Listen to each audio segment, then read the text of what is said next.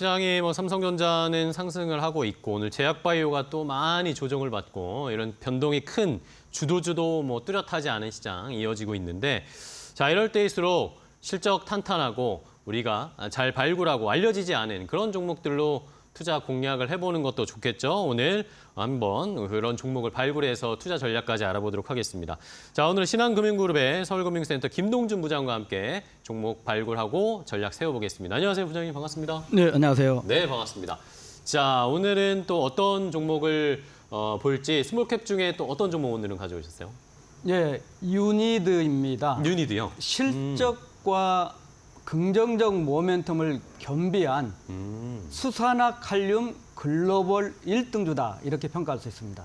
네, 그렇군요. 실적과 저평가의 매력 여기에다가 이제 하고 있는 업종에서 1위 기업이다. 전 세계 1위 기업이다라는 것을 강조를 해주셨는데 자, 유니드 그러면은 많은 분들이 아시는 분들도 계시겠지만 또 생소하신 분들 계실 테니까 어떤 일을 하는지 어떤 사업을 하는지 좀 알아볼까요?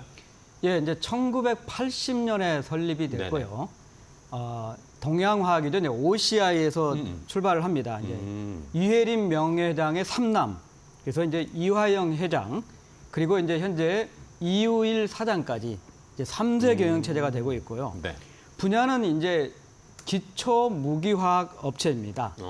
쉽게 얘기하면 이제 네네. KCl로 표시하는 염화칼륨이라는 것을 원재료를 주로 캐나다에서 수입을 합니다. 네, 염화칼륨. 예, 그래서 이제 전해조를 통해서 전기 분해를 해서 제품이 주로 이제 세 가지 쪽으로 나오고 있는데요. 네. 수산화칼륨 또는 이제 가성칼륨이라고 하는데 원소기호는 KOOH가 되겠고요. 네. 두 번째로는 이제 탄산칼륨 K2CO3가 되겠고 마지막으로는 Cl로 표시되는 염소인데 이쪽 분야가 본사 기준으로 보면 매출 비중이 60% 각각 30% 이렇게 10% 정도 수준입니다. 그렇군요.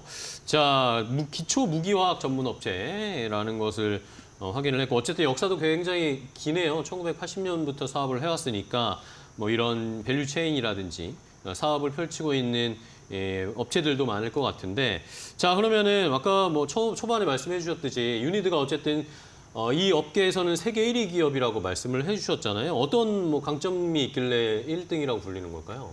예, 우선 이제 그 수산화칼륨이라는 게 어디에 쓰이느냐? 네네. 사실은 이제 워낙 다양하게 우리 흔히 생각하면 비료에 쓰인다고도 볼 수 있지만은 네네. 석유화학, 반도체에서부터 또 이제 의약품도 쓰이고 또 이제 수소, 수존의 분야 그리고 요즘 이제 이슈가 될 수 있는 이제 탄소 포집 분야까지 다양하게 쓰이고 있고요.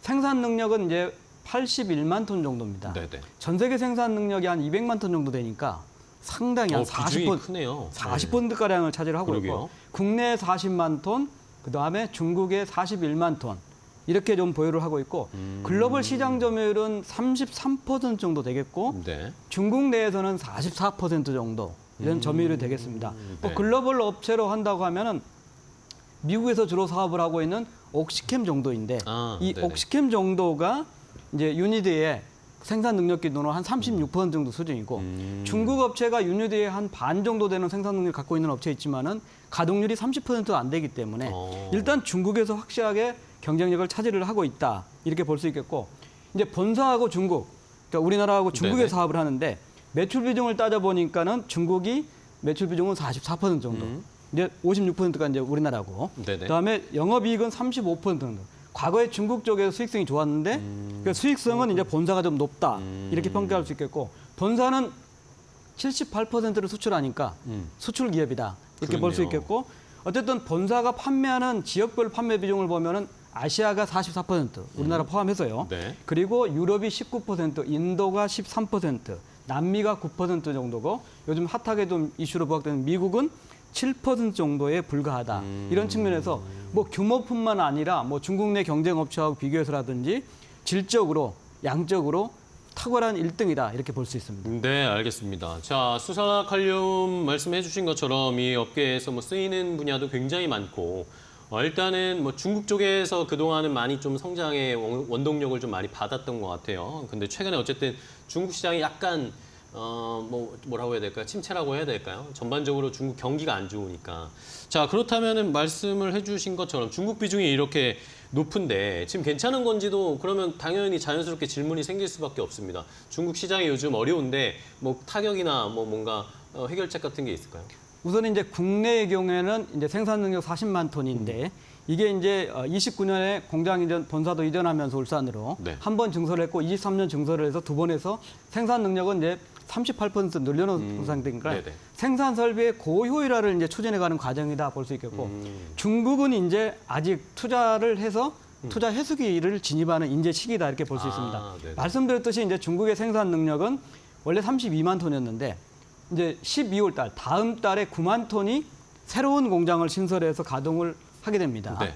그리고 이 공장에 대해서 다시 9만 톤을 27년에 완공을 하면은 중국 내에서는 생산 능력이 50만 톤으로 56%가 증가를 합니다. 네. 뭐 당연히 기업이 시장이나 이런 환경들을 보고 하는 거고 그쵸. 중국 내에서 가장 큰 거는 중국 이 법인들은 중국 로컬 판매만 합니다. 네네. 말씀드렸듯이 유니드의 절반 정도에 해당하는 중국 업체가 거의 가동률이 없을 정도로 그래서 미래에 중국 업체들의 구조 조정에 대한 수혜까지도 볼 수 있는 그 측면이 파일을 아닌가. 뺏어올 수 있으니까. 예.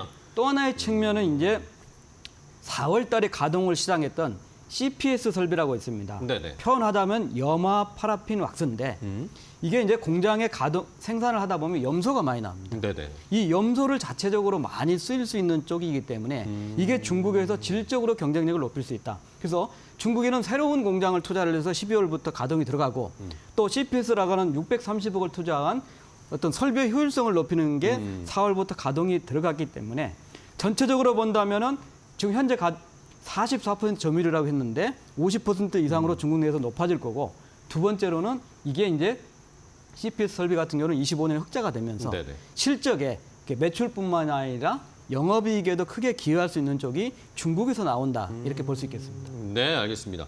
자, 중국 시장이 어쨌든 약간 뭐 주춤하긴 했지만 지금 또 시설 투자를 하고 여기에서 또 수익을 얻을 수 있는 것들 작업을 하고 있는 상황이네요. 가동률도 높이고 중국 내에서 경쟁 업체라고 할 수 있는 쪽이 아직 지금은 또 약간 침체에 있는 상황이기 때문에 그 파일을 뺏어오면은 또 실적에 개선될 수 있는 여지가 있다라는 그런 중국 쪽에서의 비중이 그러면 50%까지 높아지는지 여부를 한번 저희가 잘 체크를 해보도록 하겠습니다.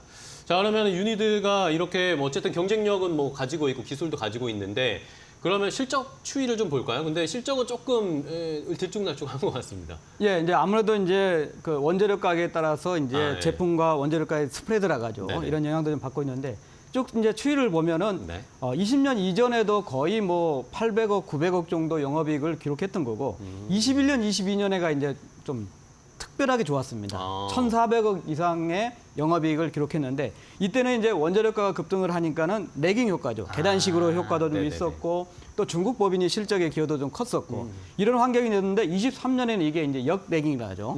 반대로 이제 반대로 계단을 내려가는 형태가 되고 스프레드도 축소가 되고 이러다 보니까 또 경기에 대한 이슈가 있으니까 수요 산업이 재고 조정하는 효과가 생겼습니다. 그렇지만 이제 24년부터는 실적이 다시 안정화되고 있습니다. 네. 우선 스프레드가 안정화됐고요.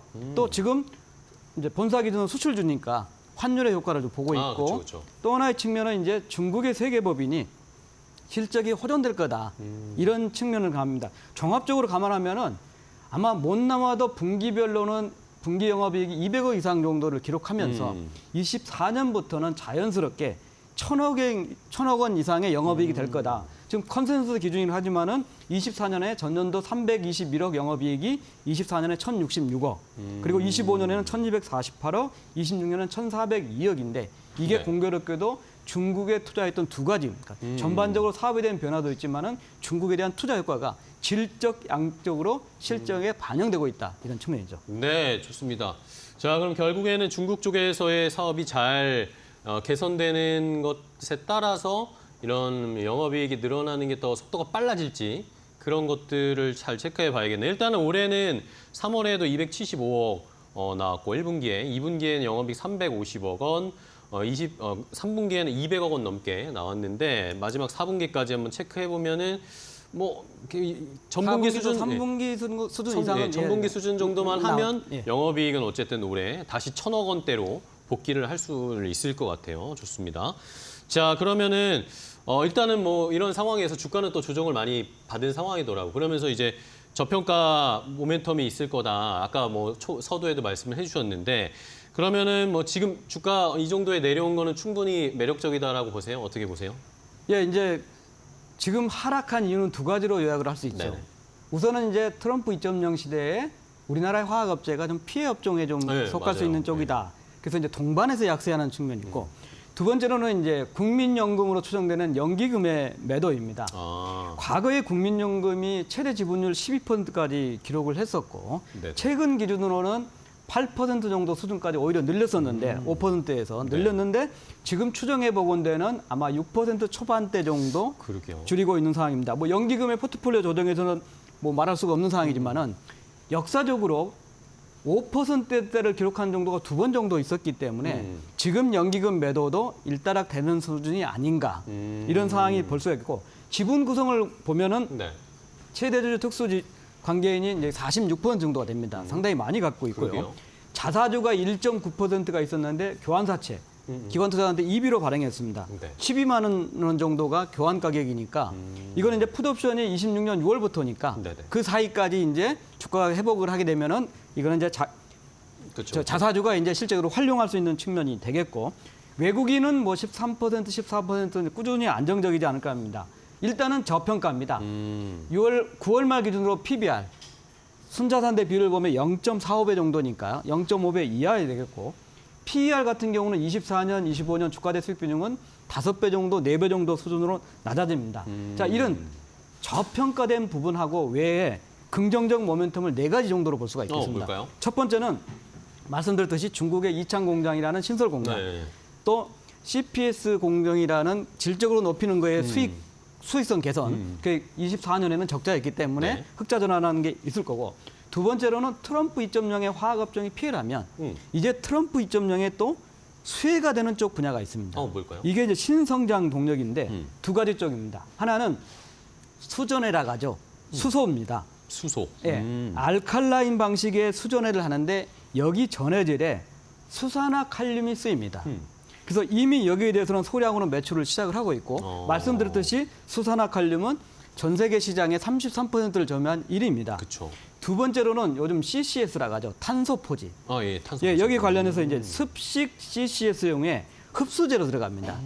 이게 이제 CO2를 흡수를 하는데 여기에는 주로 탄산칼륨이 들어갑니다. 네네. K2CO3가 들어가고 있는데 이 분야는 또 압도적인 세계 1위입니다. 그래서 수소에 들어가는 수전해용 전해질 그리고 CCL, 탄소 포집의 흡수제로 쓰이는 분야가 있기 때문에 자연스럽게 수혜가 될 수밖에 없다 하는 거. 참고적으로 이제 탄산칼륨은 수산화칼륨에다가 CO2를 더해서 만들어지는 공정이기 때문에 양쪽에 다 수혜가 될 수 있다는 측면입니다. 세 번째로는 재무구조가 좋기 때문에 투자를 많이 했습니다. 네네. 대표적으로 이제 어떻게 엑시트를 하고 하는가 관심이 있는데 솔리비스라는 회사, 이게 전고체 전해질에 관련된 회사인데 이 회사 지분 19%를 소유하고 있고 이게 이제 IPO 등을 진행할 것으로 보입니다. 마지막으로는 많은 중견 기업들이 25년 상반기에 밸류 프로그램을 발표할 텐데 네네. 아마도 추측컨대 유니드도 25년 상반기에 주주 환원을 포함한 밸류 프로그램을 발표하지 않을까 이런 측면입니다. 결론적으로 요약하자면 화학업종이라는 트럼프 2.0의 피해인지만 실적 차변화를 갖는다. 또 오히려 2.0의 수혜로서 수소하고 CCS 분야에는 또 모멘텀이 또 새롭게 추가될 수 있다. 그래서 인지도는 낮지만은 알찬 글로벌 1등주에 주가는 지금 52주 최고가가 12만 원이니까 반토막 난 상황에서 적극적으로 관심 가져볼 타이밍이 아닌가 이런 판단입니다. 네, 알겠습니다. 자, 오늘 김동준 부장과 함께 스몰캡 종목 중에 유니드를 함께 자세하게 분석을 해봤습니다.